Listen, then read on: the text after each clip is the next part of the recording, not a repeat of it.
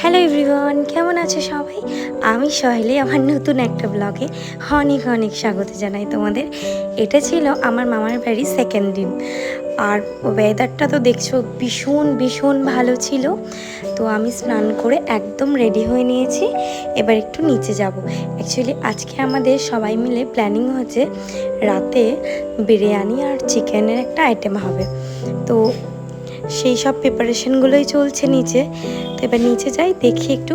এদিকে এসে দেখি আমার বোন আর আমার বর মিলে ওরা হিসাব করছে আর লিস্টিং করছে।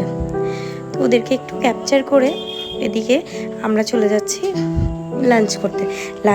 দিদি বানিয়েছে দই, কেটে ফুটে দই খাচ্ছে, কারণ দই বানিয়েছে এই যে।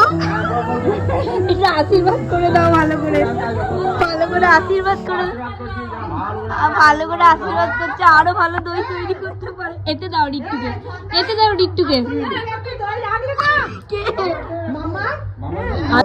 এসে থেকেই একটি কাজই খুবই ভালো করেছে, আর দই নিয়ে লিটারেলি টানাটানি। তারপরে বড় জামাইমা আমাদের সকলকে আইসক্রিম খাওয়ালো। আমরা সবাই মিলে খুব আইসক্রিম খাচ্ছি আর মজা করছি, আর সবাই আশেপাশে আমাদেরকে দেখছে।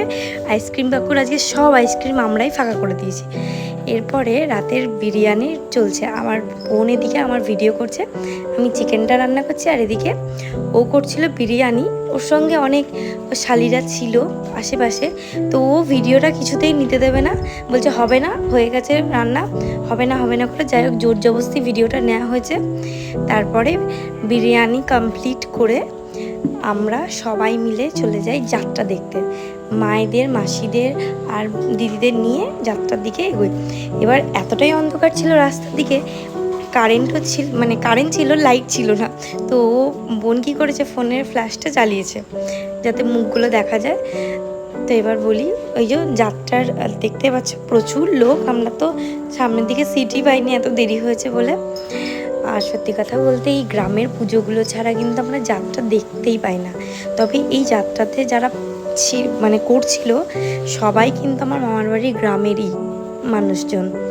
তো দারুণ লাগছিল যাত্রা দেখতে।